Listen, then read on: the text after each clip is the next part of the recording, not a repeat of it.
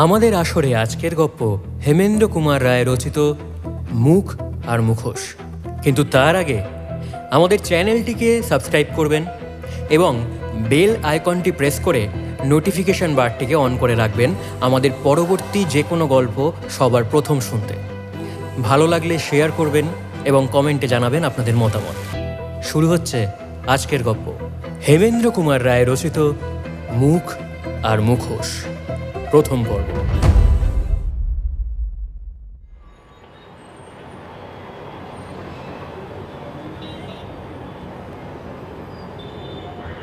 চঞ্চল হয়ে উঠেছে কলকাতা শহর।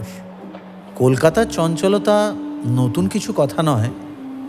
বসন্ত, dengue, flu, beriberi, plague, cholera, typhoid প্রভৃতি জীবাণু প্রায়ই এখানে বেড়াতে আসে এবং তাকে চঞ্চল করে তোলে।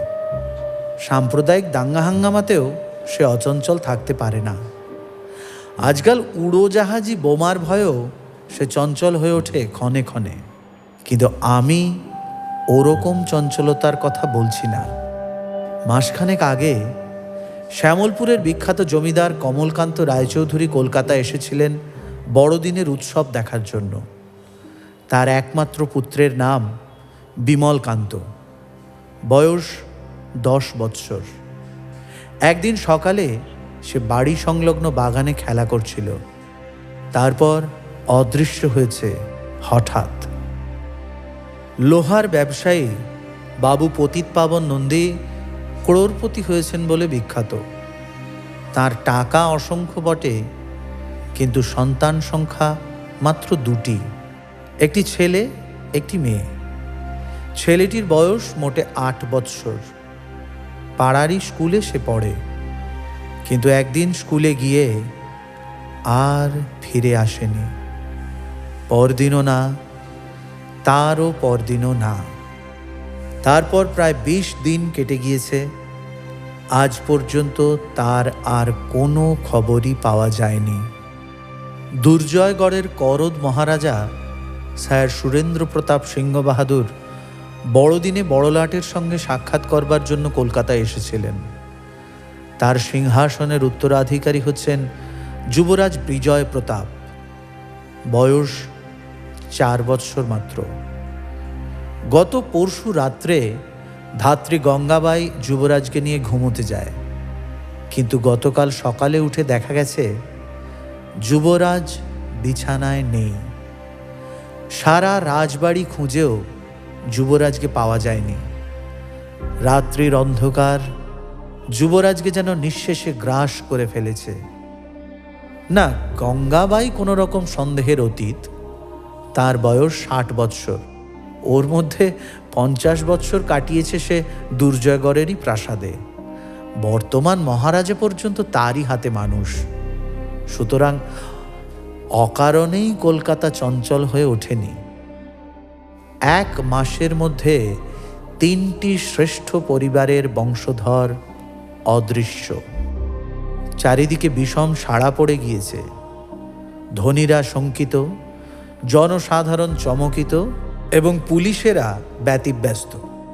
খবরের কাগজিরা জো পেয়ে পুলিশের বিরুদ্ধে মহা আন্দোলন শুরু করে দিয়েছে।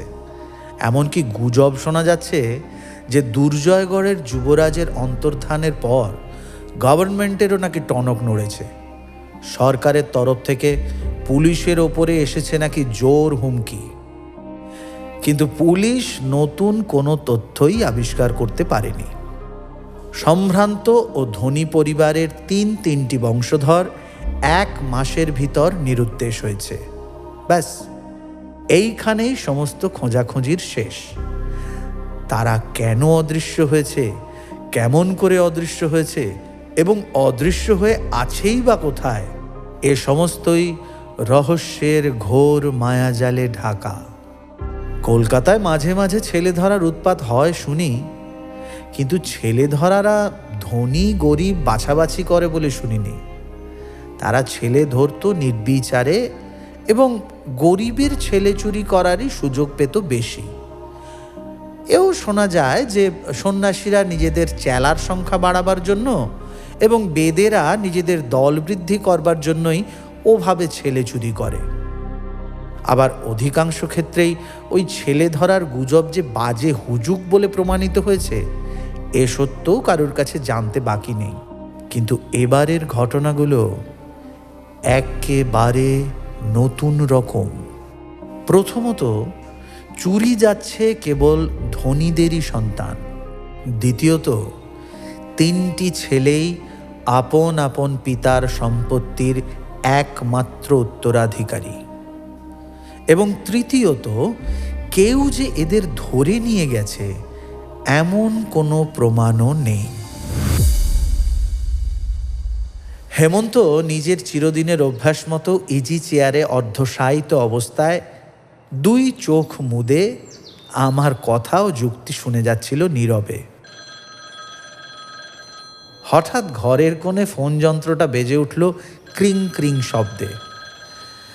হেমন্ত যেন ইচ্ছার বিরুদ্ধেই চেয়ার ত্যাগ করে ঘরের কোণে গিয়ে রিসিভার তুলে নিয়ে বললে, হ্যালো, কে?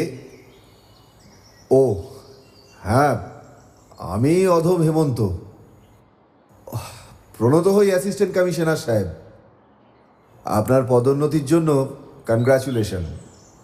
তারপর ব্যাপার কি? হঠাৎ ফোনের সাহায্য নিয়েছেন কেন? না না, নতুন কোনো মামলা হাতে নেবার ইচ্ছে আমার আছে কি না? দেখুন দেখুন মানুষের ইচ্ছে হচ্ছে অনন্ত, কিন্তু সাধ্যটা তার সীমাবদ্ধ। মামলাটা কি আগে শুনি। কি বললেন? দুর্জয়গড়ের হারানো যুবরাজের মামলা? না মশাই, স্বাধীনভাবে অত বড় মামলা হাতে নিতে আমার ভয়ই হচ্ছে। আপনাদের আড়ালে থেকে কাজ করি সে আলাদা কথা, কারণ সেটা দাবার বোর্ডের ওপর চাল বলে দেওয়ার মতোই সোজা। আর তাছাড়া আপনারা থাকতে আমি আবার কেন?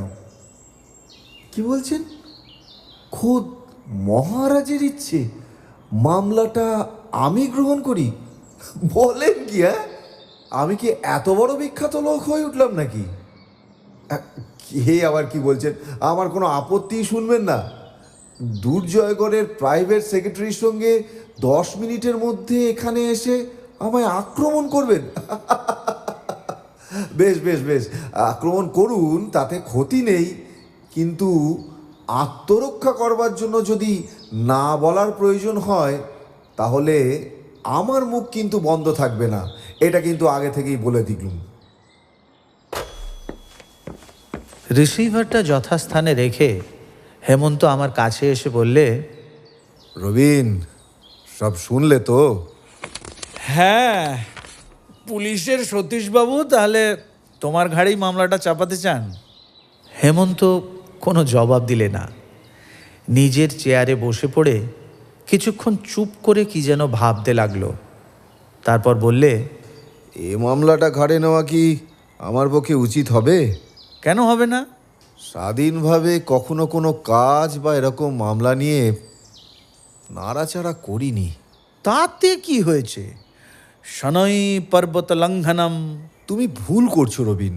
দেখো, আমি ঠিক গোয়েন্দা নই, অপরাধ বিজ্ঞানের ছাত্র মাত্র। যদিও এই বিশেষ বিজ্ঞানটিকে আমি গ্রহণ করেছি এক শ্রেণীর আর্ট হিসেবেই। হয়তো তুমি বলবে বিজ্ঞানের সাথে আর্টের বা কলার কোনো সম্পর্ক নেই, কিন্তু ভুলে যেও না, প্রাচীন ভারতের ওই চৌর্যবৃত্তিকেও 64 কলার অন্যতম কলা বলে কিন্তু গ্রহণ করা হতো। চুরি করা যদি আর্ট হয় তাহলে চোর ধরাও আর্ট হবে না কেন? সুতরাং এক হিসেবে তো আমি আর্টেরই সেবক। গোয়েন্দা রূপে নাম কেনবার জন্য আমার মনে কিন্তু একটুও কোনো লোভ নেই, যদিও অপরাধ বিজ্ঞান হচ্ছে আমার একমাত্র হবি বা বাসন। পুলিশের সঙ্গে থাকি কেননা হাতে নাতে পরীক্ষা করার সুযোগ পাই, তাই জন্য। আর ওই পেশাদার গোয়েন্দাদের মতন দুর্জয়গড়ের মহারাজ বাহাদুরের হুকুম তামিল করতে যাব কেন?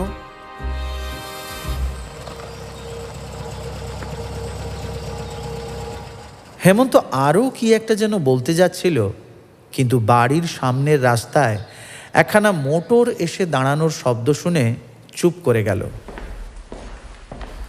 মিনিটখানেক পরেই ঘরের ভিতরে প্রবেশ করলেন অ্যাসিস্ট্যান্ট কমিশনার অফ পুলিশ সতীশবাবু, আর সঙ্গে একটি সাহেবী পোশাক পরা ভদ্রলোক।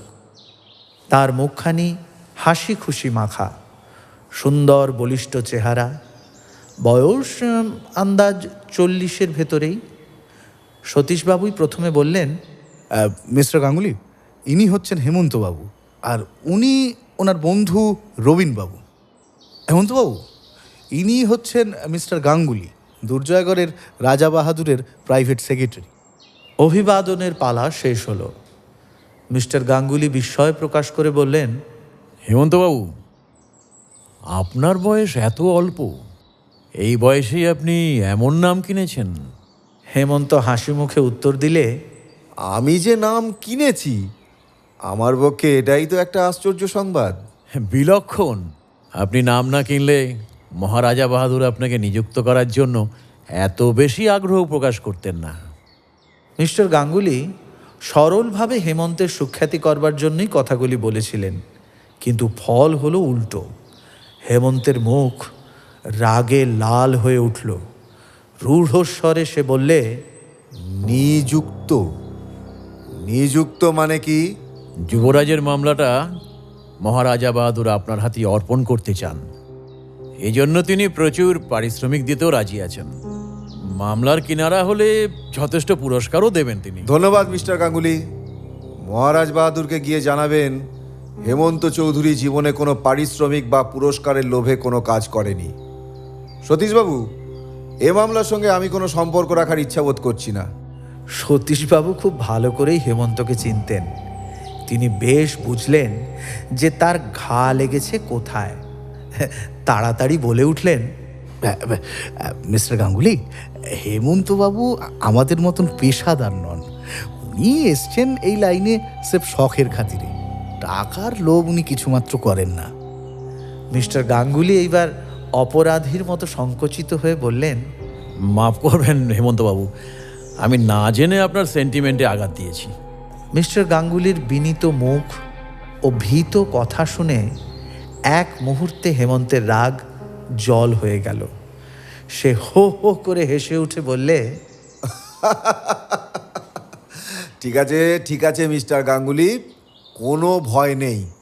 আমার সেন্টিমেন্ট আপনার আঘাত এক্কেবারে সামলে নিয়েছে। আরে মধু, মধু, আরে জলদি চা নিয়ে আয় রে। মিস্টার গাঙ্গুলিকে বুঝিয়ে দে যে তিনি কোনো অসভ্য গোয়ার গোবিন্দের পাল্লায় এসে পড়েননি। অনতিবিলম্বেই মধু এসে টেবিলের ওপরে চায়ের সরঞ্জাম ও খাবারের থালা সাজিয়ে দিয়ে গেল। চা পর্ব শেষ হলে পর হেমন্ত বললে, মিস্টার গাঙ্গুলি, খবরের কাগজে যুবরাজের অন্তর্ধান হওয়ার যে বিবরণটি বেরিয়েছে তার উপরে আমরা নির্ভর করতে পারি কি?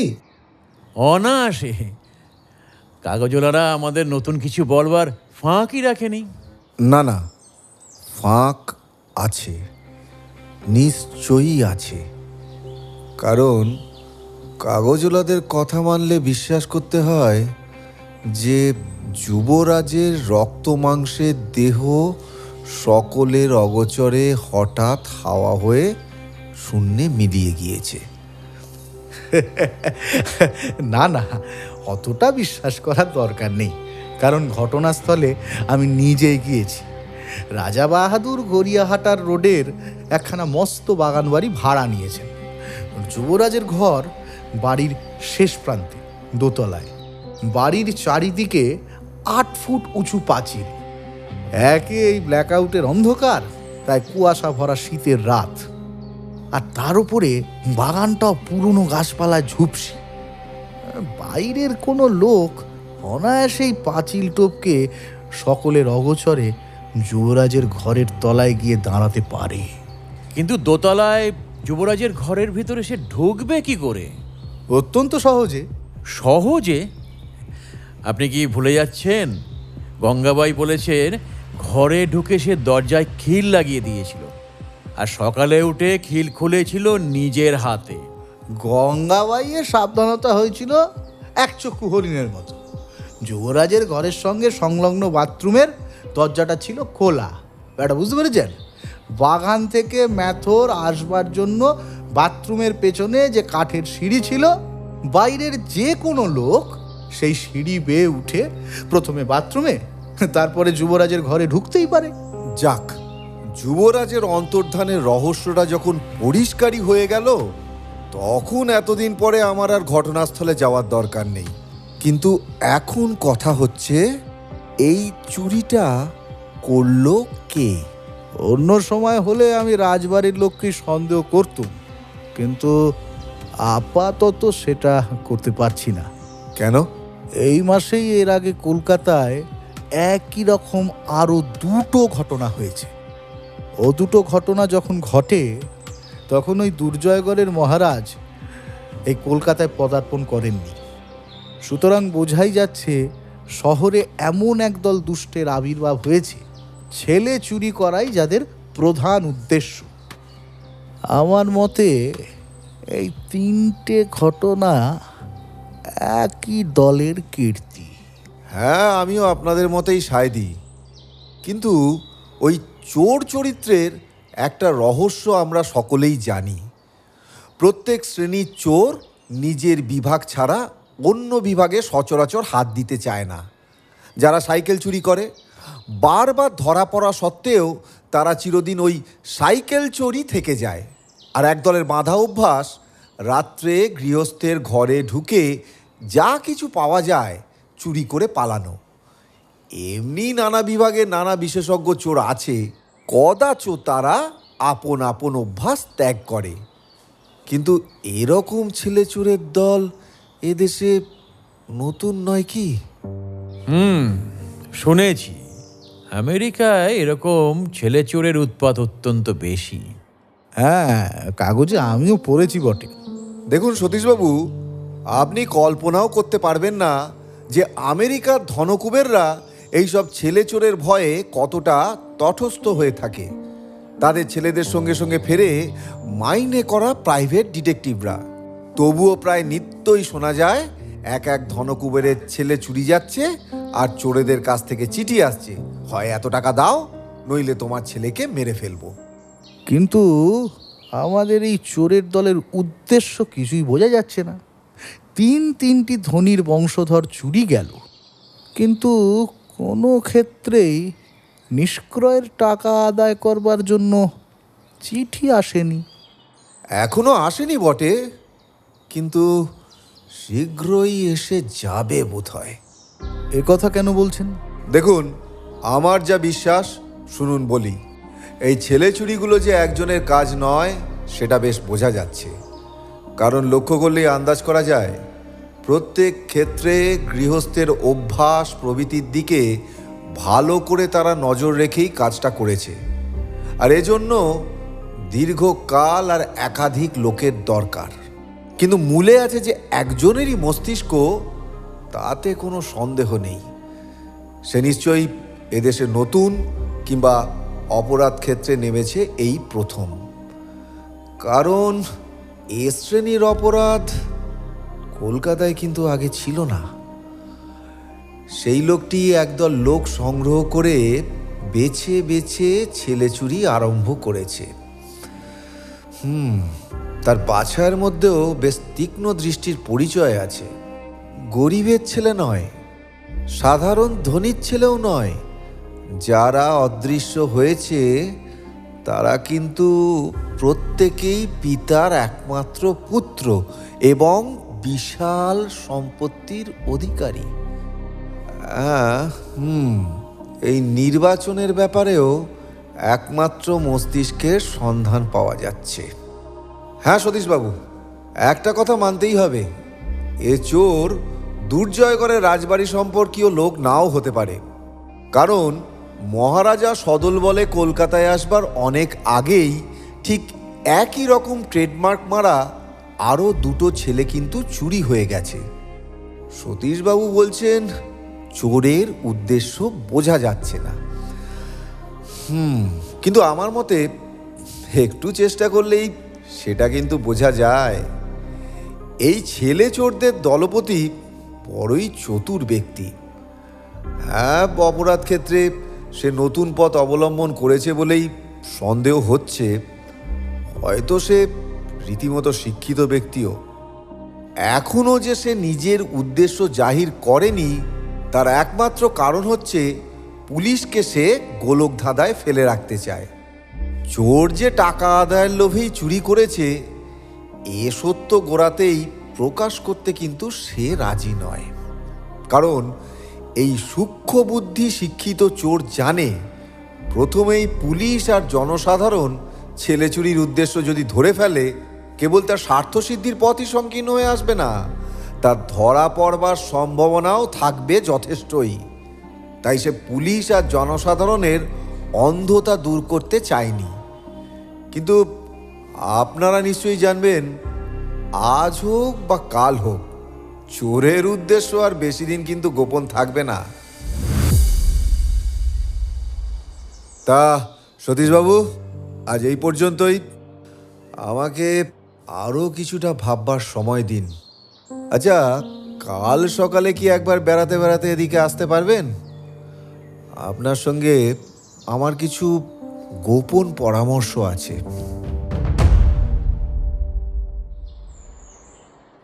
পরের দিন সকালবেলা চা পানের পর হেমন্ত অন্যান্য দিনের মতন আমার সঙ্গে গল্প না করে ইজি চেয়ারে হাত পা ছড়িয়ে লম্বা হয়ে শুয়ে পড়ে দুই চোখ মুদে ফেলল।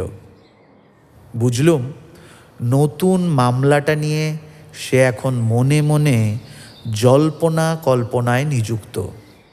টেবিলের ওপর থেকে বিশ্বদর্পণ পত্রিকাখানা তুলে নিলুম। সমস্ত কাগজখানার ওপরে চোখ বুলিয়ে গেলুম অম্লান বদনে। কিন্তু পড়বার মতন খবরের একান্তই অভাব। এমনকি পৃথিবীর সবচেয়ে বড় যুদ্ধ বেঁধেছে ইউরোপে, তারও খবরগুলো কি একঘেয়ে। প্রতিদিনই যুদ্ধের খবর পড়ি আর মনে হয় যেন কতগুলো বাঁধা বুলিকেই বারংবার উল্টে পাল্টে ব্যবহার করে টাটকা খবর বলে চালানোর চেষ্টা হচ্ছে। বাংলা কাগজের সম্পাদকীয় স্তম্ভের রচনা পাঠ করা সময়ের অপব্যবহার মাত্র। তার ভাষা, ভাব, যুক্তি সমস্তই জাহির করে যে সম্পাদক প্রাণপণে কলম চালিয়ে গেছেন কেবলমাত্র পেটের দায়ে, বাধ্য হয়ে। রোজ তাকে লিখতে হবেই, কারণ সম্পাদকীয় স্তম্ভগুলো হচ্ছে সংবাদপত্রের শোভার্থে এবং পাদ পূরণের জন্য। তারপর বিজ্ঞাপনের পৃষ্ঠায় দৃষ্টিপাত করলুম। আমার মতে বাংলা সংবাদপত্রের সবচেয়ে সুখপাঠ্য বিষয় থাকে তার বিজ্ঞাপন পৃষ্ঠাগুলোয়।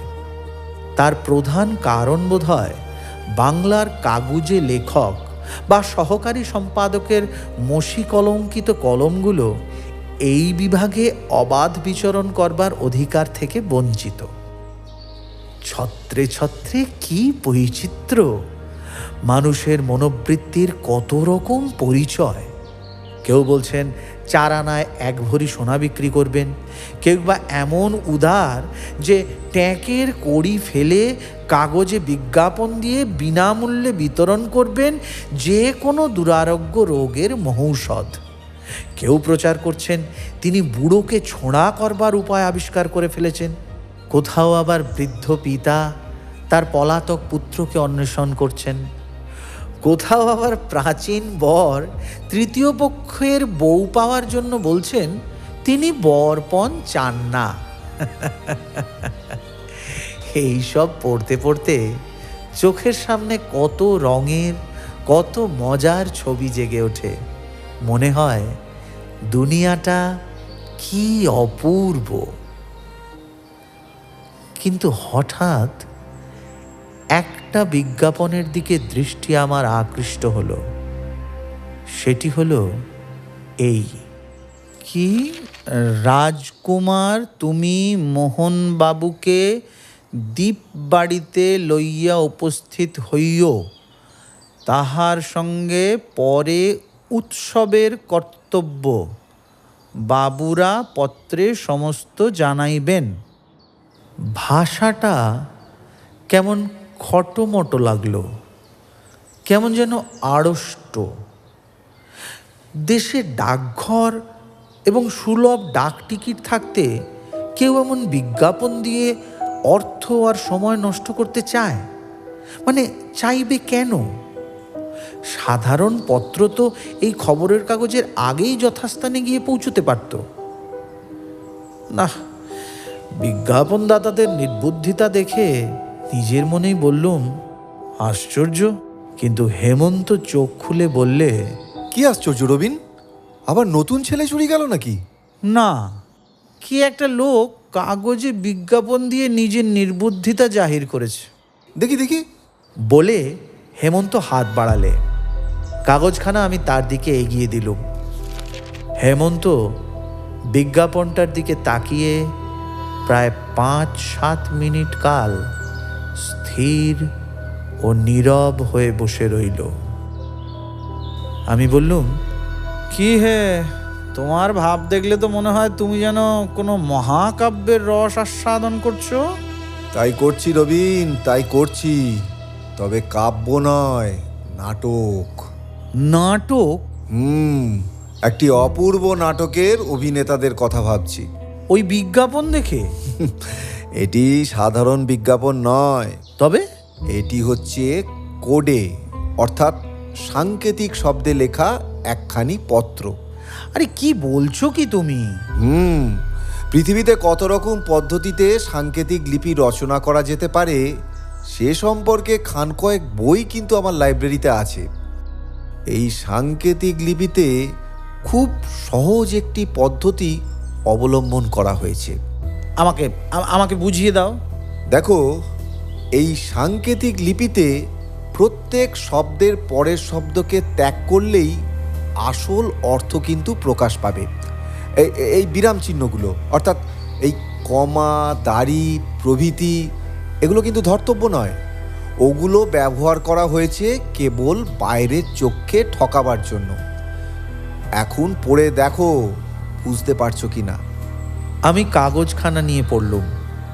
বললুম, রাজকুমার মোহন দ্বীপবাড়িতে উপস্থিত, তাহার পরে কর্তব্য পত্রে জানাইবেন।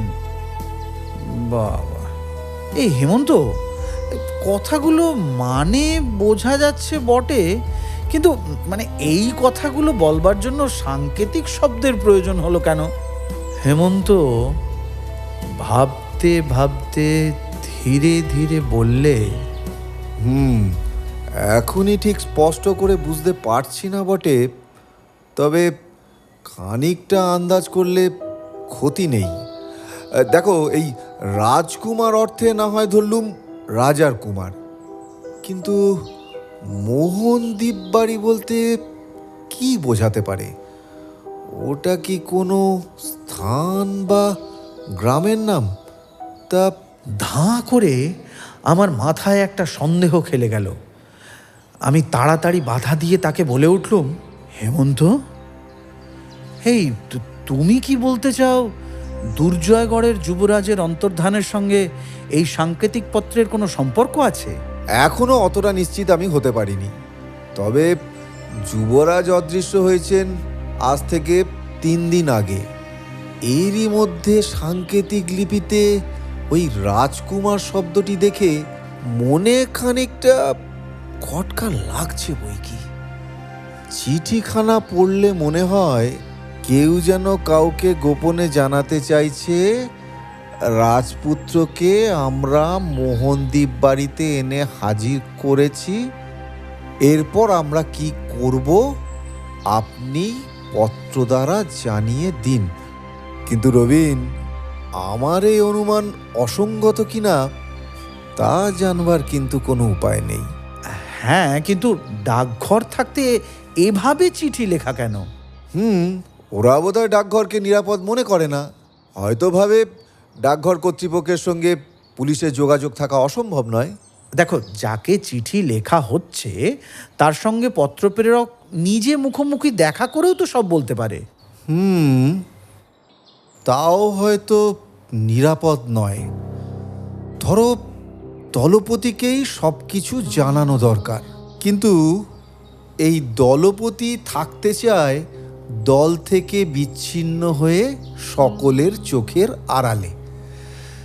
যে শ্রেণীর এই সন্দেহজনক লোক তার পরামর্শে যুবরাজকে চুরি করেছে, ও শ্রেণীর সঙ্গে প্রকাশ্যে সম্পর্ক রেখে সে পুলিশের দৃষ্টি নিজের দিকে আকৃষ্ট করতে চায় না। রবিন, আমাদের অনুমান যদি ভুল না হয় তাহলে বলতে হবে যে বাংলাদেশের এই আধুনিক ছেলেধরা বিলাতি ক্রিমিনালদের অনুসরণ করতে চায়। এই বিলাতি অপরাধীরাও এইভাবে কিন্তু এই সাংকেতিক লিপি লিখে খবরের কাগজের সাহায্যে পরস্পরের সঙ্গে কথা চালাচালি করে। কিন্তু এই মোহনদীপ বাড়ি কোথায়? না, ও নাম এর আগে আমি কখনো শুনিনি। দ্বীপ, এই দ্বীপ শব্দটার সঙ্গে যেন জলের সম্পর্ক আছে। দ্বীপ পাড়ি মানে কি? দ্বীপের মধ্যে কোনো বাড়ি? তাহলে তাহলে কথাটা কি দাঁড়াবে, অগ্রদ্বীপ বা কাকদ্বীপের মতো মোহন নামের দ্বীপের মধ্যে কোনো বাড়িতেই রয়েছে আমাদের রাজকুমার? কি বলো তুমি? হ্যাঁ, হয়তো তাই। হ্যাঁ, এই তোমার সঙ্গে না পরামর্শ করাটাও বিড়ম্বনা।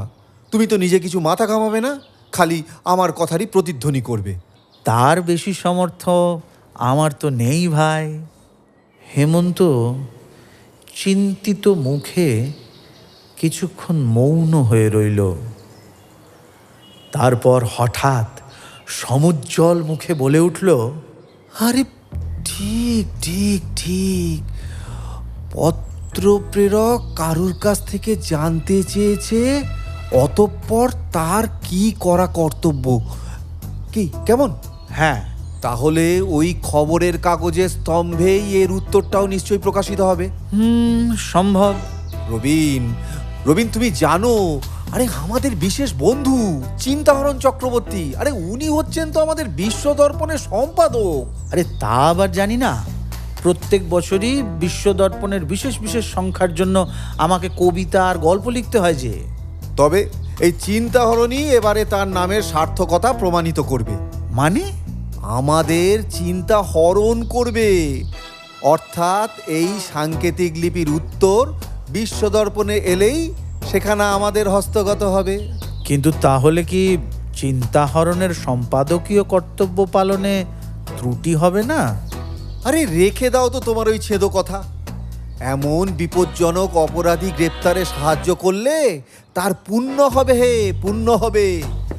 চলুম আমি চিন্তাহরণের কাছে।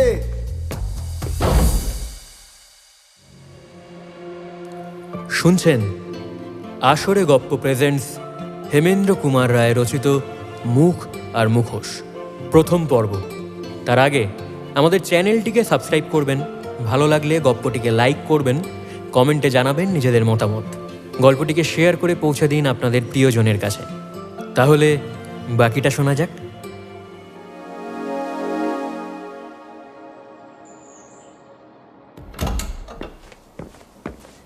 হেমন্ত যখন বিশ্বদর্পণ কার্যালয় থেকে ফিরে এলো তখন বিপুল পুলকে নৃত্য করছে তার দুই হাসি মাখা চক্ষু।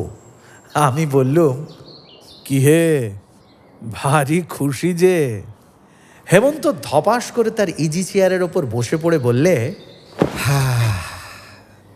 চেয়েছিলুম মেঘ আর পেয়ে গেলুম জল, বুঝলে? অর্থাৎ? শোনো, ভেবেছিলুম চিন্তাহরণকে আজ খালি ব্যাপারটা বুঝিয়ে দিয়ে বলে আসবো যে এই ধরনের কোনো সাংকেতিক পত্র এলেই যেন তার কথাগুলো লিখে নিয়ে মূল চিঠিখানা আমাকে দেয়, কারণ এত তাড়াতাড়ি উত্তর আসার কল্পনা আমি করিনি। কিন্তু আমি যাওয়ার মিনিট পাঁচেক আগেই একজন ওই দারোয়ান এসে সাংকেতিক লিপির উত্তর আর বিজ্ঞাপনের টাকা দিয়ে গেছে। ইস, আরেকটু যদি আগে যেতে পারতুম। তাহলে কি হতো? আমিও তো যেতে পারতাম ওই দারোয়ানটার পিছনে পিছনে। তার ঠিকানা পেলে তো আর ভাবনাই ছিল না। তবে যেটুকু পেয়েছি তাই যথেষ্ট। উত্তরটা দেখবার জন্য আমি সাগ্রহে হাত বাড়িয়ে দিলুম। হেমন্ত আমার হাতে দিলে একখানা খুব সরু, খুব বড় আর খুব দামি খাম। তার ভিতরেই ছিল এই চিঠি। কে? রাজকুমার নবদ্বীপেই জবানবন্দি দেওয়া হোক। জানিও তোমার এই কলিকাতার ছাপাখানার কাজ বন্ধ নাই। পড়লে? কিন্তু নবদ্বীপেই এ তো সব গুলিয়ে যাচ্ছে যে।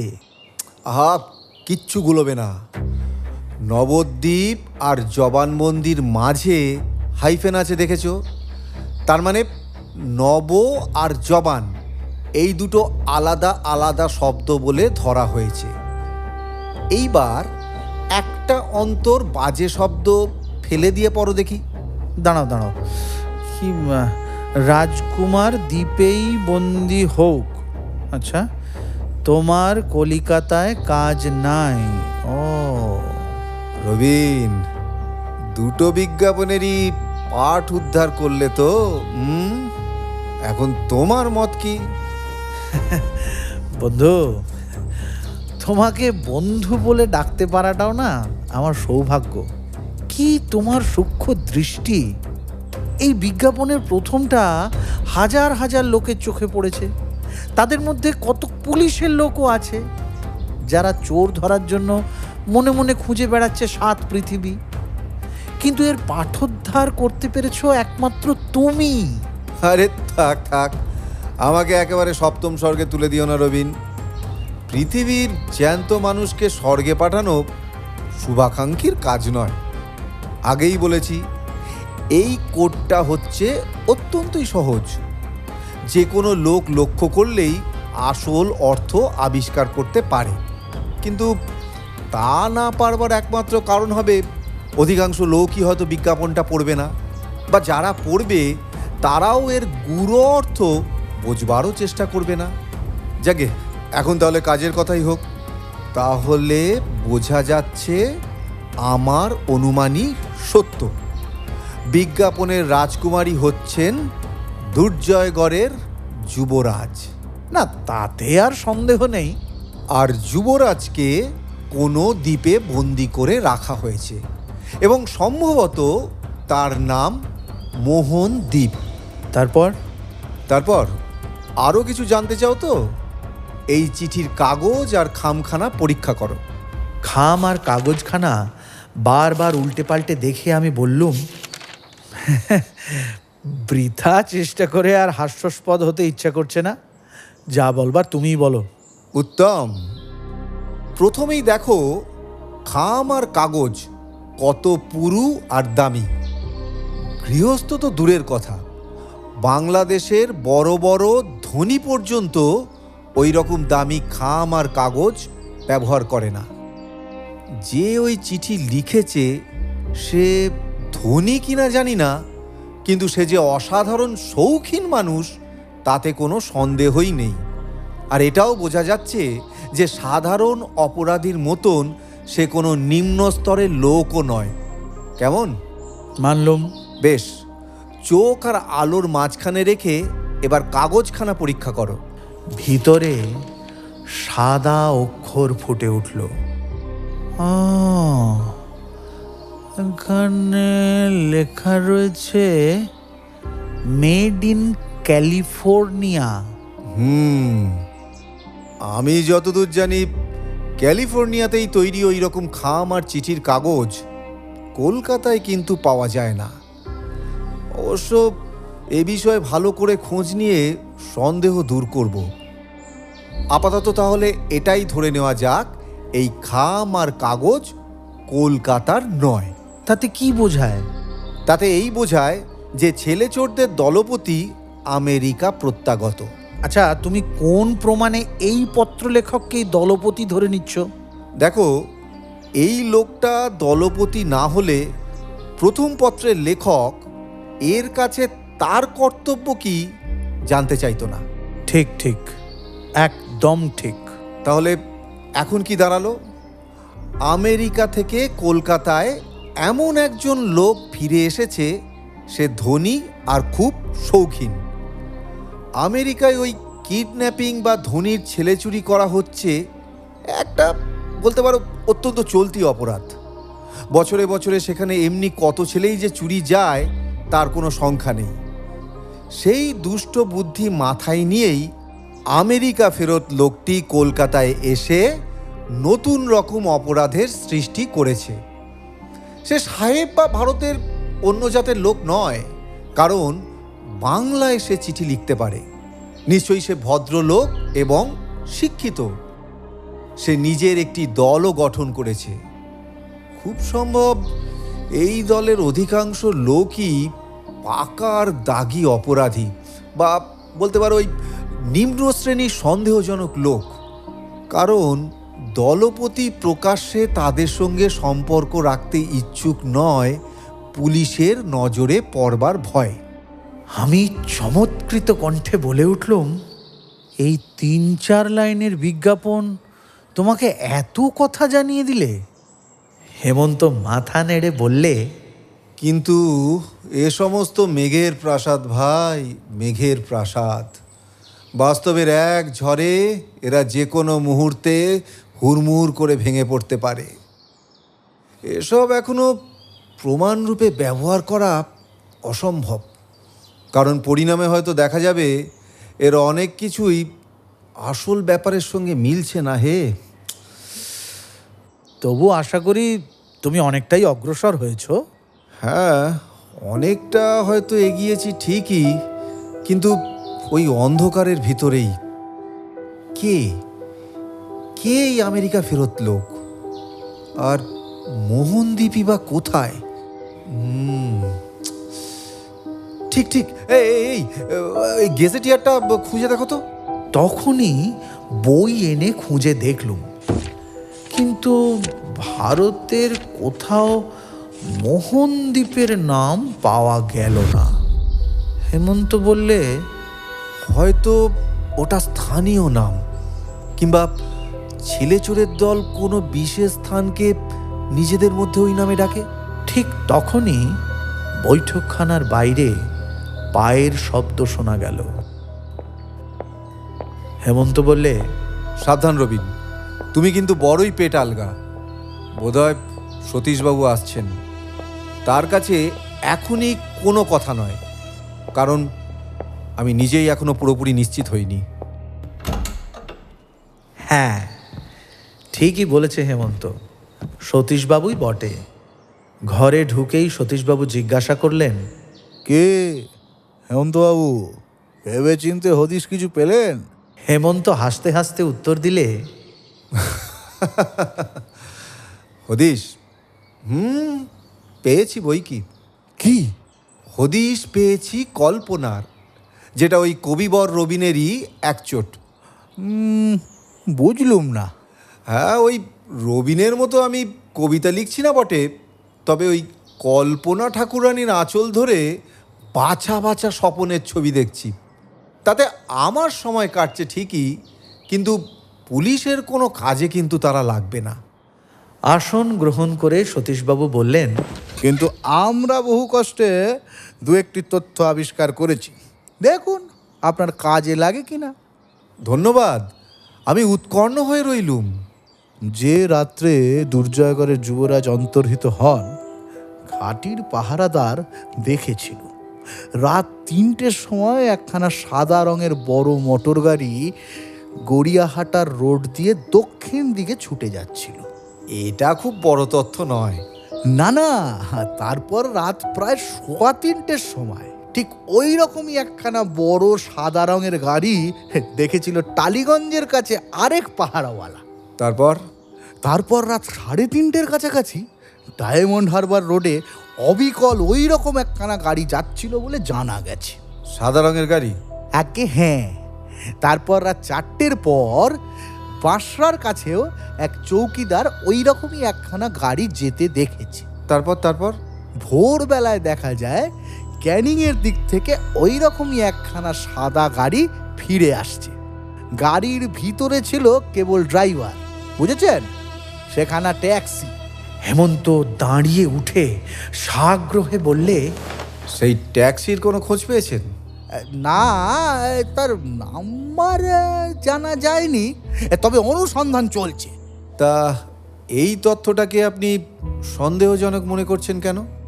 রাত 3টের পর থেকে সকাল পর্যন্ত এই সময়টুকুর ভেতরে ঘটনাস্থলের কাছ থেকে ক্যানিং পর্যন্ত 4 দেখা গেছে ওই রকমের সাদা রঙের বড় গাড়ি। ওসব জায়গায় অত রাতে একে তো গাড়ি প্রায় চলেই না, তার উপরে আবার সাদা ট্যাক্সিও খুব সাধারণ নয়। সুতরাং সন্দেহ হওয়াটা স্বাভাবিক নয় কি? নিশ্চয়ই নিশ্চয়ই সতীশবাবু, ওই ট্যাক্সির ড্রাইভারকে দেখবার জন্য আমারও চক্ষু তৃষিত হয়েছে। ক্যানিং ক্যানিং। আচ্ছা আচ্ছা, ওই গাড়িখানা সকালবেলায় ক্যানিংয়ের দিক থেকে ফিরছিল, তাই না? আগে হ্যাঁ, তারপরই আরম্ভ হচ্ছে সুন্দরবনের জলপথ, তাই না সতীশবাবু? হ্যাঁ, সেই জলপথ সুন্দরবনের বুকের ভেতর দিয়ে একেবারে বঙ্গোপসাগরে গিয়ে পৌঁছেছে। আচ্ছা, আসুন আসুন তাহলে আবার কল্পনার মালা গাঁথা যাক, এবার কিন্তু দুজনে মিলে। তার মানে? মানে প্রথমেই না হয় ধরে নেওয়া যাক অপরাধীরা দুর্জয়গড়ে যুবরাজকে নিয়ে ওই ট্যাক্সিতে চড়েই পালাচ্ছিল। ধরুন তারা ক্যানিংয়ে গিয়েই নেমেছে। আপনি কি মনে করেন তারা কি এখনো সেখানেই আছে? না মশাই, ক্যানিং কলকাতা নয়।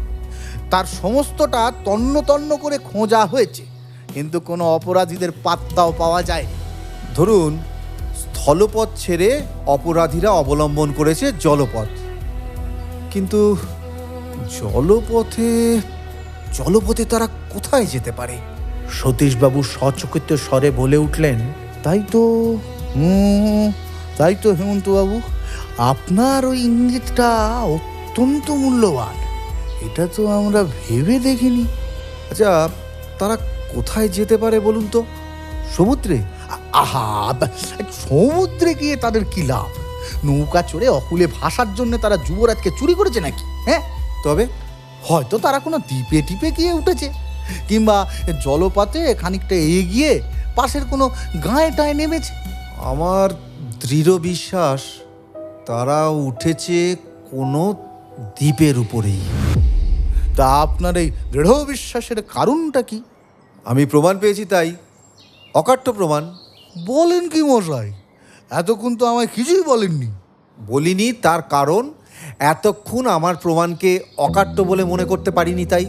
হেমন্ত তখন একে একে বিশ্বদর্পণের সেই বিজ্ঞাপন কাহিনীর সমস্তটা বর্ণনা করলে।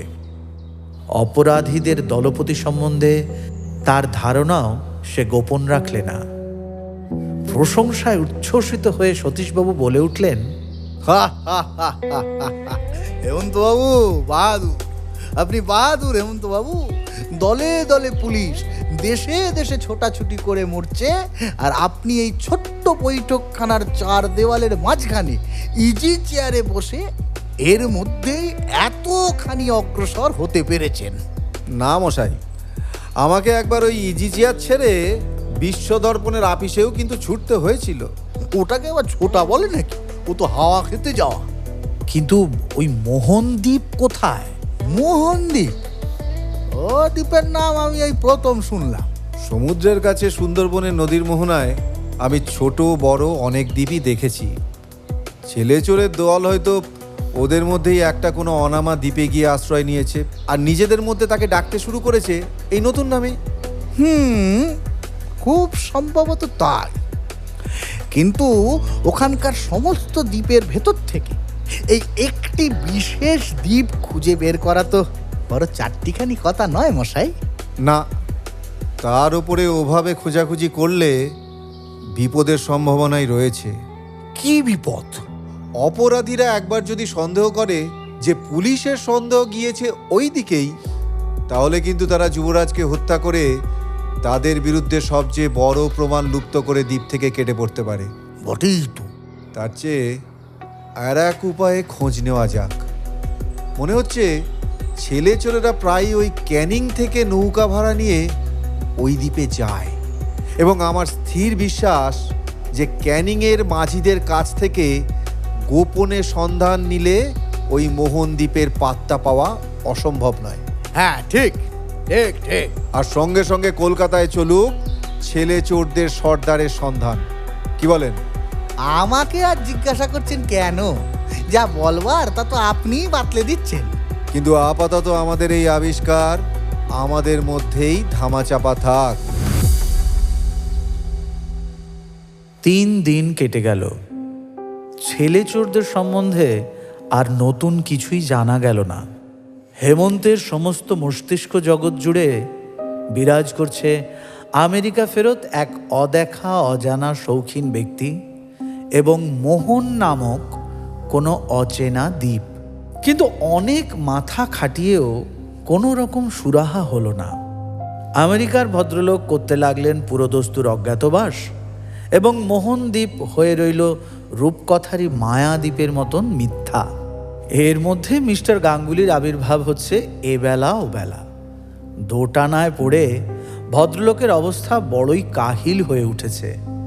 ওদিকে পুত্র শোকাতুর মহারাজা, আর এদিকে অচল অটল হেমন্ত। মহারাজা যতই ব্যস্ত হয়ে মিস্টার গাঙ্গুলিকে পাঠিয়ে দেন নতুন কোনো আশাপ্রদ তথ্য জানবার জন্য, হেমন্ত শোনায় ততই নিরাশার কথা। কিংবা কখনো কখনো হয়ে যায় ওই অক্টারলোনি মনুমেন্টের মতোই নিস্তব্ধ। বেশি পীড়াপিড়ি করলে শান্ত মুখে ফুটিয়ে তোলে দা ভিঞ্চির আঁকা মোনালিসার হাসি। কাল বৈকালে এসে মিস্টার গাঙ্গুলি একটা চমকপ্রদ সংবাদ দিয়ে গেছেন। দুর্জয়গড়ে রাজা বাহাদুর 25,000 টাকা পুরস্কার ঘোষণা করেছেন। যুবরাজের সন্ধান যে দিতে পারবে ওই পুরস্কার হবে তারই প্রাপ্য। কথাটা শুনে হেমন্ত বললে, আচ্ছা মিস্টার গাঙ্গুলি, দুর্জয়গড়ের বার্ষিক আয় কত? 20 লক্ষ টাকা। মহারাজ তাহলে দুর্জয়গড়ের যুবরাজের মূল্য স্থির করেছেন 25,000 টাকা? 25,000 টাকা? এ কি চারটিখানি কথা? দেখুন মিস্টার গাঙ্গুলি, পুরস্কারের ওই 25,000 টাকার উপর যে আমার লোভ হচ্ছে না, এ কথা বললে মিথ্যা বলা হবে। কিন্তু যদি কেউ অর্থলোভে যুবরাজকে চুরি করে থাকে, তাহলে ওই 25,000 টাকাকে সে তুচ্ছ বলে মনে করবে। আমি কিন্তু তা মনে করতে পারছি না। স্বাদ হচ্ছে আপনার মতো শখে ডিটেকটিভ সেজে আমিও যুবরাজের সন্ধানে কোমর বেঁধে লেগে যাই। আমার মতে 25,000 টাকায় জীবনকে রঙিন করে তোলবার পক্ষে যথেষ্ট। মোটেই নয়, মোটেই নয়। যারা যুবরাজকে চুরি করেছে তারা যদি মুক্তিপণ আদায় করতে চায়, তাহলে চেয়ে বসবে হয়তো 5 লক্ষ টাকা। হ্যাঁ? হ্যাঁ, 10-15 হতে পারে। 10-15 লাখ চাইলেও অবাক হব না। ওরে বাপরে! দুর্দান্ত বিস্ময়ের প্রচণ্ড ধাক্কায় গাঙ্গুলি চেয়ার থেকে প্রায় পড়ে যান আর কি। আমি হেসে ফেলে বললুম, আরে আরে ও কি মিস্টার গাঙ্গুলি, চোরেরা নিষ্ক্রয় চাইলেও অতগুলো টাকা তো আপনার সিন্দুক থেকে বেরোবে না। আপনি এমন কাতর হচ্ছেন কেন? আমি কাতর হচ্ছি? আমি কাতর হচ্ছি মহারাজের মুখটা মনে করে। কেন? যার 20 লাখ টাকা আয়। আরে মশাই, 1 কোটি টাকা আয় হলেও 25,000 পুরস্কার ঘোষণা করা আমাদের মহারাজের পক্ষে অশ্রুতপূর্ব উদারতা। ও, তিনি বুঝি একটু ওই একটু নয় মশাই, একটু নয়। এই ওর মানে কি ওই যত দূর হতে হয়। গেল বছর মহারাজ তার মাতৃসাধ্য সেরেছিল মাত্র 3,000 টাকায়। বুঝেছেন মশাই? হ্যাঁ, মাত্র 3,000 টাকা। বাপ মায়ের কাজে বাঙালি গৃহস্থরাও যা অনায়াসে ব্যয় করে থাকে। আমি বিপুল বিস্ময়ে বললুম, কি বলছেন মশাই? এত বড় ডাকসাইটে মহারাজা? ওই মশাই, ওই নামের ডাকে গগন ফাটে, কিন্তু মোল্লার দৌড় মসজিদ পর্যন্ত। কিন্তু শুনেছি মহারাজ বাহাদুর তো প্রায় ফি বছরই ইউরোপ আমেরিকায় বেড়াতে যান, আর তার জন্য তো কম টাকার শ্রাদ্ধ হয় না। হ্যাঁ, আমাদের মহারাজার একটি মাত্র শখ আছে, আর তা হচ্ছে দেশ বেড়ানো। কিন্তু কিরকম হাত টেনে, কত কম টাকায় তিনি যে তার এই শখ মেটান, শুনলে আপনারা বিশ্বাস করবেন না। আরে দাদা, ছো বিলিতি মূল্যকে গিয়ে তিনি প্রবাদ বিখ্যাত মার্বেলাস ইস্টার্ন কিং এর নামে রীতিমতো কলঙ্ক লেপন করে আসেন। তাই নাকি? এমন ব্যাপার? তবে আর বলছি কি, যুবরাজের জন্য যদি কেউ 5 লক্ষ টাকা মুক্তিপণ চায়, তাহলে ব্লাড প্রেশার বেড়ে আমাদের মহারাজ দাঁত কপাটি লেগে মূর্ছিত হয়ে পড়বেন। আর 10 লাখ টাকা চাইলে তিনি হয়তো বলবেন আমাদের যুবরাজকে আর ফিরিয়ে আনবার দরকারই নেই। সুতরাং ওই দুর্জয়গড়ের যুবরাজের জন্য তিনি যে 25,000 টাকা পুরস্কার ঘোষণা করেছেন, এটা তো রূপকথার মতো অসম্ভব কথা। তাহলে তো বলতে হবে যুবরাজের জন্য মহারাজের বিশেষ প্রাণের টান নেই। টান আছে মশাই, টান আছে। পুত্রের শোকে তিনি পাগলের মতো হয়ে গেছেন। তবে ছেলের শোকে বড়জোর তিনি পাগল হতে পারেন, কিন্তু টাকার শোকে তার মৃত্যু হওয়াও অসম্ভব নয়। তা আপনারা নিয়মিত মাইনে টাইনে পান তো? তা পাইনে বললে পাপ হবে। মহারাজা যাকে যা দেবেন বলেন ঠিক নিয়মিতভাবেই দেন। কিন্তু অত বড় মহারাজার প্রাইভেট সেক্রেটারি আমি, মাইনে কত পাই জানেন? মাসে 150 টাকা। তারপর খানিকক্ষণ আমরা কেউ কোনো কথা কইলুম না। অবশেষে মিস্টার গাঙ্গুলি বলে উঠলেন, আমি আজ আবার আরেক ফ্যাসাদে পড়েছি মশাই। রবিনবাবু হয়তো একটু উপকার করতে পারবেন। আমি বললুম, আদেশ করুন। হ্যাঁ, আদেশ নয়, বলুন অনুরোধ। মহারাজা বাংলা কাগজগুলোয় ওই 25,000 টাকা পুরস্কারের জন্য একটা বিজ্ঞাপন দিতে চান, আর সেটা লেখবার বার পড়েছে ওই আমার ওপর। রবিনবাবু তো মস্ত লেখক, খুব অল্প কথায় কিভাবে লিখলে বিজ্ঞাপনটা বড় না হয়, অর্থাৎ খরচ হয় কম, সেটা উনি নিশ্চয়ই বলে দিতে পারবেন। আমি মশাই মাতৃভাষায় একেবারে বিদ্যাদি গজ, কলম ধরেছি কি এর গলদঘর্ম হয়ে উঠেছি। তা বেশ, তো আমি বলে যাই, আপনি লিখে নিন। হ্যাঁ, ঠিক আছে, তাই বলুন। আমি মুখে মুখে বিজ্ঞাপন রচনা করতে লাগলুম। গাঙ্গুলি সেটা লিখে নিয়ে বললেন, এই আচ্ছা, এটা তো হলো। তারপরেও আরেক বিপদ আছে। মহারাজার হুকুম হয়েছে বাংলাদেশের সমস্ত প্রধান দৈনিক আর সাপ্তাহিকে এই বিজ্ঞাপনটি প্রকাশ করতে হবে। কিন্তু কাগজওয়ালারা হচ্ছে অন্য জগতের বাসিন্দা, সব কাগজের নামধাম আমি তো জানি না। তার শহরে প্রধান দৈনিক আর সাপ্তাহিকের সংখ্যা 15-20 খানার কম নয়। তবে তাদের নামধাম সব আমি জানি। মিস্টার গাঙ্গুলি সব হয়ে বলে উঠলেন, এই রে, তবেই সেরেছে। কি ব্যাপার, ভয় পেলেন কেন? ভয় পাবো না বলেন কি? দুর্জয়গড় তো বাংলাদেশ নয়, সেখানে বাঙালি কর্মচারী বলতে সবেধন নীলমণি এই একমাত্র আমি। 15-20 খানা বিজ্ঞাপন আমাকে যদি নিজের হাতে কপি করতে হয়। নির্ভয় হন মিস্টার গাঙ্গুলি, বিজ্ঞাপনটা এখানেই রেখে যান। কপি করার লোক আমার কাছে আছে। এক গাল হেসে মিস্টার গাঙ্গুলি বললেন, বাঁচলুম। আপনার মঙ্গল হোক মশাই। এই টেবিলের উপর এই রইল কাগজখানা। বিকেলে এর কপিগুলো আর কাগজের নাম ঠিকানা নেওয়ার জন্য আমি লোক পাঠিয়ে দেব। তাহলে আসি এখন, নমস্কার। মিস্টার গাঙ্গুলি দরজা পর্যন্ত গিয়ে আবার দাঁড়িয়ে পড়লেন। বললেন, আরেকটা কথা, দেখবেন মশাই, এই আমার মুখে মহারাজের যে চরিত্র বিশ্লেষণ শুনলেন, সেটা কিন্তু আবার ভয় নেই, সে কথা আমরা মহারাজকে বলে দেব না। মিস্টার গাঙ্গুলি প্রস্থান করলেন। হেমন্ত বিজ্ঞাপনটা তুলে নিয়ে পড়তে লাগলো। মিনিট 2 পরে তারিফ করে বললে, চমৎকার চমৎকার চমৎকার। কি হে, আমার বিজ্ঞাপনের ভাষাটা তাহলে তোমার ভালো লেগেছে? কিন্তু আমার আত্মপ্রসাদের উপরে ঠান্ডা জল নিক্ষেপ করে হেমন্ত প্রবলভাবে মাথা নেড়ে বললে, আরে মোটেই নয়, মোটেই নয়। তবে তুমি চমৎকার বললে যে বড়। আমি মিস্টার গাঙ্গুলির হাতের লেখা দেখেই মুগ্ধ হয়েছি। চমৎকার, চমৎকার। রাগে আমার গা যেন জ্বলতে লাগলো।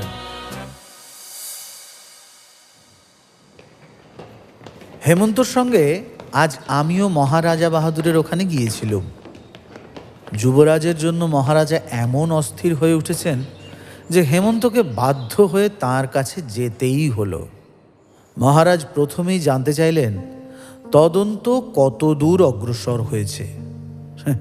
যদিও হেমন্ত গুপ্ত কথা কিছুই ভাঙল না, কেবল বললে সে প্রাণপণ চেষ্টা করছে এবং তার চেষ্টা হয়তো ব্যর্থ হবে না।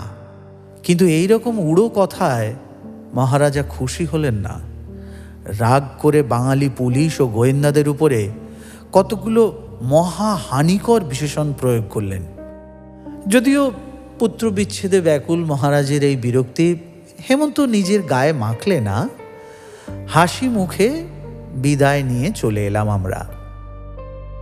হেমন্তর বাড়িতে এসে দেখি তার বৈঠকখানার ভিতরে সতীশবাবু ঠিক পিঞ্জরাবদ্ধ সিংহের মতোই এপাশ থেকে ওপাশ পর্যন্ত ছোটাছুটি করছেন।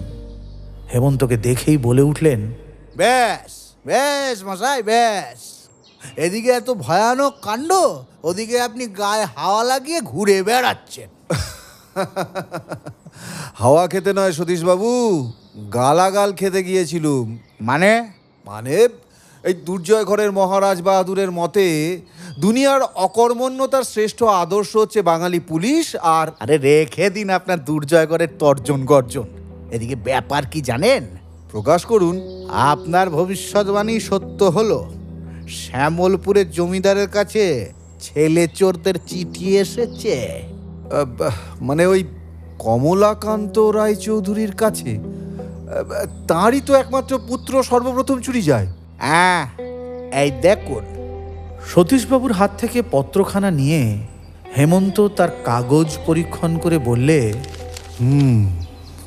সেই একই কাগজ, মেড ইন ক্যালিফোর্নিয়া। ভালো। এবার চিঠিখানা সে উচ্চস্বরে পাঠ করলে। শ্রীযুক্ত কমলাকান্ত রায়চৌধুরী সমীপেশু মহাশয়, আমরা দুরাশয় নই। আপনার পুত্র আমাদের কাছে আছে, তাহার সমস্ত কুশল। কিন্তু তাহাকে আর অধিক দিন আমাদের কাছে রাখতে ইচ্ছা করি না। পুত্রের মূল্যস্বরূপ মহাশয়কে 1 লক্ষ মাত্র টাকা দিতে হইবে। চেক নয়, 10,000 টাকার 10খানি নোট দিলেই চলিবে। আগামী 15 তারিখে রাত্রি 10টার সময় টালিগঞ্জে রেলওয়ে ব্রিজের উপর আমাদের লোক আপনার টাকার জন্য অপেক্ষা করিবে। মনে রাখিবেন, আপনি যদি পুলিশে খবর দেন বা আমাদের লোক ধরা পড়ে কিংবা কেহ যদি তার পশ্চাৎ অনুসরণ করে, তাহা হইলে আপনার পুত্রকে হত্যা করিতে আমরা একটুও ইতস্তত করিব না। যদি যথাসময়ে টাকা পাই তবে তাহার পর 7-8 দিনের মধ্যেই আপনার পুত্রকে বাড়িতে পৌঁছাইয়া দিয়া আসিব। এইটুকু বিশ্বাস আমাদের করতেই হইবে। আগামী 15 তারিখে টাকা না পাইলে বুঝিব মহাশয়ের পুত্রকে ফিরাইয়া লইবার ইচ্ছা নাই। তাহার পর আপনার পুত্রের ভালো মন্দের জন্য আমরা দায়ী হইব না। ইতি। চিঠির তলায় নাম নেই। এ শ্রেণীর ভদ্রলোকেরা বিনয়ের অবতার। নিজের নাম জাহির করবার জন্য মোটেই লালায়িত নয়। এখন উপায়টা কি বলুন দেখি? 15। আরে কালই তো 15। কমলাকান্তবাবুর টাকা দেওয়ার শক্তি আছে? আছে, টাকা তিনি দিতেও চান, কিন্তু সেই সঙ্গে তিনি চান ছেলে চোরদের ধরতেও। সেটা কি করে সম্ভব?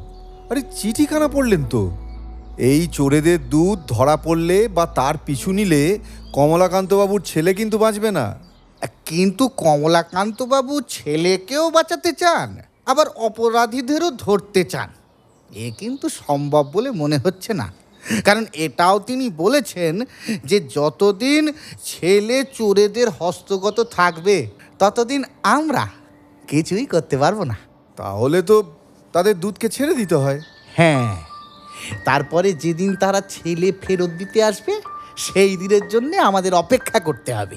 না সতীশবাবু, সেটা আরোই অনিশ্চিত। অপরাধীরা এখানে বড়ই চালাক।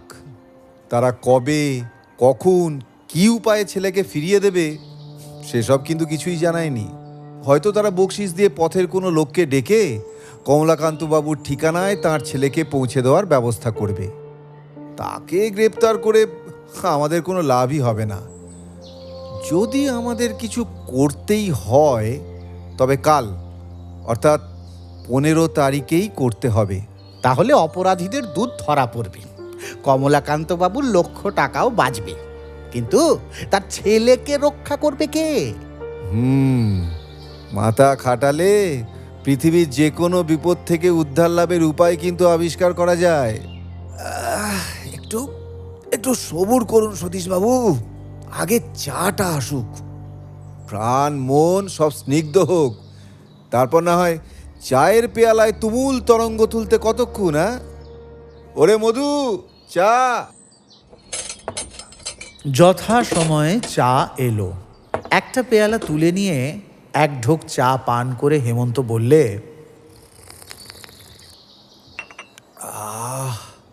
বাঁচলুম। সকালবেলায় দুর্জয় করে চা পান করে দেহের অবস্থা যে সত্যিই কাহিল হয়ে পড়েছিল। সে কি মশাই, রাজবাড়ির চায়ের নিন্দে? মশাই, আপনি কি মনে করেন না পৃথিবীতে সর্বশ্রেষ্ঠ চা তৈরি হয় কেবল ওই রাজা রাজরার বাড়িতেই? মোটেই নয়, মোটেই নয়। দামি আর খাঁটি চায়না টিপটে ঐশ্বর্যের সদর্প বিজ্ঞাপন থাকতে পারে, কিন্তু সুস্বাদু চা এটা যে থাকবেই এমন কোনো বাধা আইন কিন্তু নেই। চা কিন্তু যে সে হাতে তৈরি হয় না। ভালো চা তৈরি করার সঙ্গে হারমোনিয়াম বাজানোর একটা তুলনা চলে। ও দুটো যেমনই সহজ তেমনি আবার কঠিন। এই দু ক্ষেত্রেই গুণী মেলে কিন্তু ওই 100 জনে একজন। আমার মধু চাকর হচ্ছে 1 নম্বরের চাকর। আপাতত আপনার এই চায়ের ওপরে বক্তৃতাটা বন্ধ করলে ভালো হয় না? চায়ের শেষ চুমুক মেরে ইজি চেয়ারে হেলে পড়ে হেমন্ত অর্ধমুদিত নেত্রে বললে,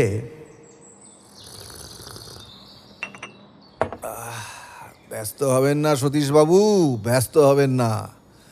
আমার মুখে বাক্যধারা ঝরছে বটে, কিন্তু আমার মস্তিষ্কের ভেতর উঠলে উঠছে চিন্তার তরসমালা।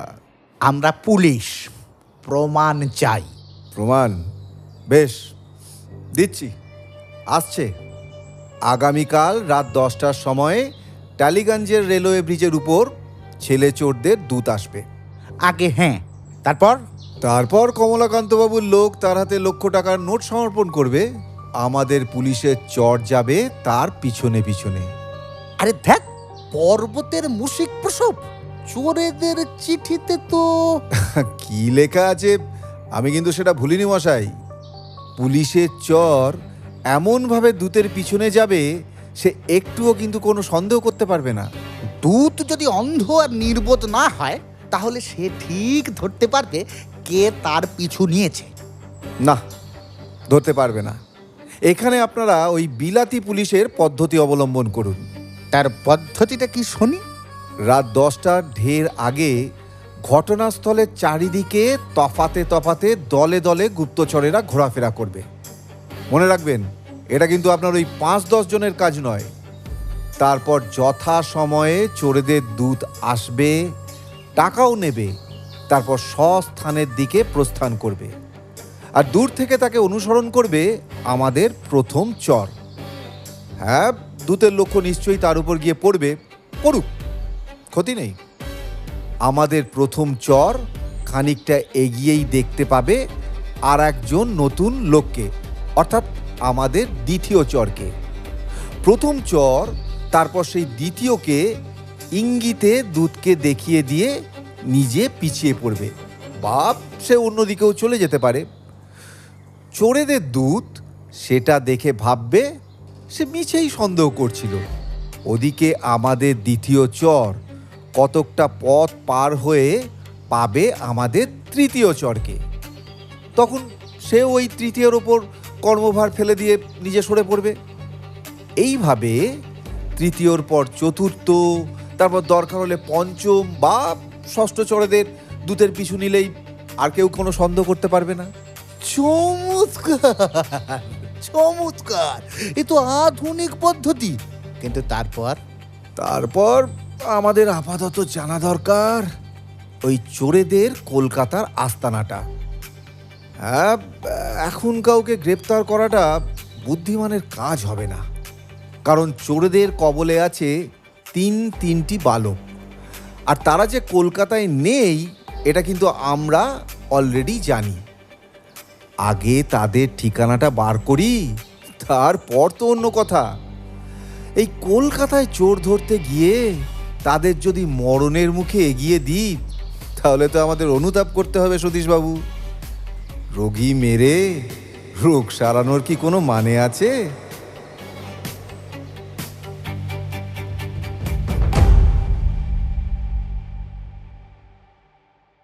শুনলেন আমাদের আসরে আজকের গল্প হেমেন্দ্র কুমার রায় রচিত মুখ আর মুখোশ প্রথম পর্ব। রবিনের চরিত্রে ডক্টর মনসিত জানা, হেমন্তের চরিত্রে সৌম্যকান্তি মণ্ডল, সতীশবাবুর চরিত্রে সুনয়ন মুখার্জি, মিস্টার গাঙ্গুলির চরিত্রে সুব্রত মুখার্জি। স্ক্রিপ্টিং সৃজন, সোশ্যাল মিডিয়া হ্যান্ডেলিং সৃজন এবং স্পন্দন, পোস্টার ডিজাইন শুভজিৎ, সমগ্র অডিও ডিপার্টমেন্ট সামলেছেন দেবজিৎ। গল্পটির তত্ত্বাবধান, পরিকল্পনা এবং সমগ্র পরিচালনায় ডক্টর মনসিত জানা। গল্পটির দ্বিতীয় এবং অন্তিম পর্ব আসতে চলেছে আগামী শুক্রবার ঠিক রাত 9:30। শুনতে ভুলবেন না কিন্তু।